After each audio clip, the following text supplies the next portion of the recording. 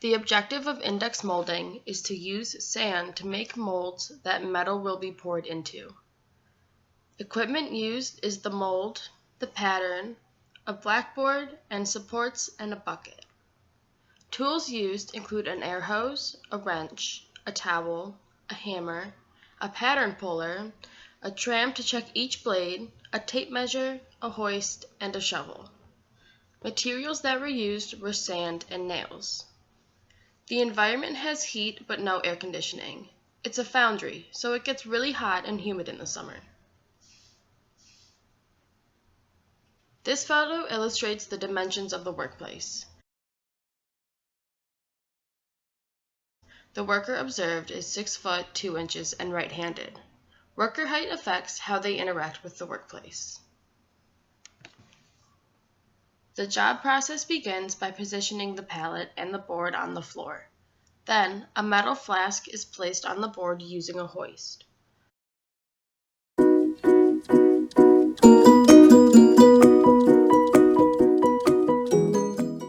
Using the same hoist, the pattern piece is positioned into place. The sand is then positioned around the pattern, and the proper pattern placement is measured.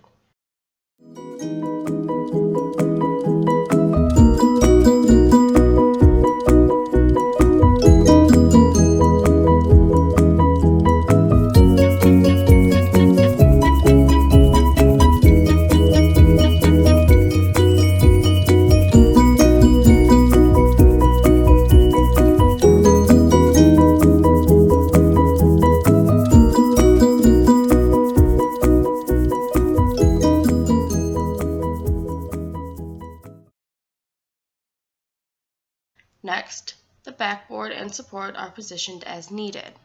The pattern is then removed, then transported using a forklift. Medium-low pace was observed, with hands in steady motion and exertion to load and pack the sand. There is a 15 to 20 minute break between blades before additional loading and packing sand. Sustained exertions that were observed include continuous standing, continuous kneeling, and torso flexion to pack and load sand and to position backboards and supports. Forceful exertions are required to position and remove wooden patterns and to carry and position sand. Awkward postures include torso flexion and extended arms to position pattern, measured pattern placement, and remove sand. Elevated arms and forearm pronation to position pattern pieces, wrist extension to remove sand, and kneeling and extended arms to position backboard and supports. Localized contact stress between knees and floor and pallet and between hands and edges of tools and patterns were observed. Overall, this is a medium, low-paced job requiring forceful exertions to carry and position wooden patterns and to carry and position sand. In addition, awkward postures of the torso, arms, and hands were observed.